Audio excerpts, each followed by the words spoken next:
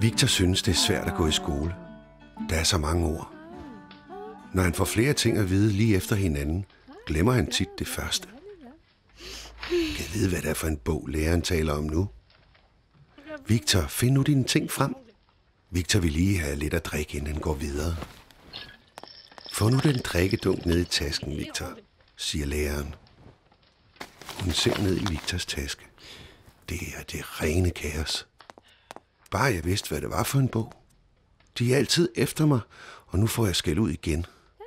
Må jeg overhovedet have taget den bog med, som vi skal bruge? Han bliver optaget af en flyvemaskine uden for vinduet. Hvordan bliver man pilot? Siger han højt. De andre i klassen fniser og griner af ham. Han har allerede fortrudt, han spurgte.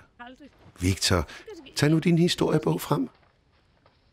Victor leder efter bogen i tasken. Endelig. Han opdager, at de andre allerede har slået op på en side.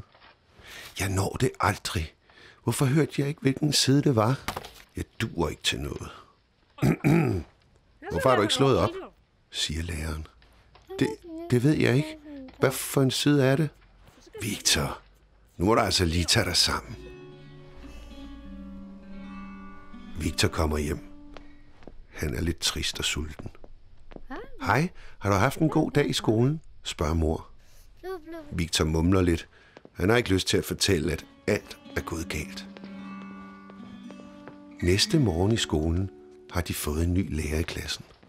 Hun viser dem på skemaet, at de skal have naturfag i første time, og skriver på tavlen, hvad der skal ske i timen i rækkefølge og punkter. Victor ser på tavlen. Han synes, det er rart at kunne se, hvad de skal. Så kan han ligesom bedre høre efter. Læreren beder børnene tage bogen frem. Den nye lærer har talt med mor om, hvordan hun kunne hjælpe ham med tasken.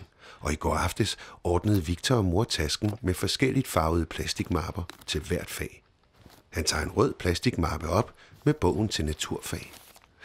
Nu hørte han ikke, hvilken side det var. Han kigger op på tavlen, hvor læreren lige har skrevet sidetallet. De får besked på at gå i gang. Læreren kan godt se, at Victor er lidt i tvivl. Du skal bare finde 3 pattedyr og skrive dem op i kladehæftet. Det er rart at få hjælp til at komme i gang. Lidt senere skal de have gruppearbejde. Victor bliver lidt bange. Der er aldrig nogen, som vil være i gruppe med ham. Han får helt ondt i maven. Men så ser han, at læreren i forvejen har skrevet på tavlen, hvem der er i grupper sammen. Victor kan mærke, at spændingerne i maven går væk. Nu fortæller I en af gangen, hvad I ved om bjørne, og imens lytter de andre. Victor synes, det er spændende, og det er rart at være med i gruppen.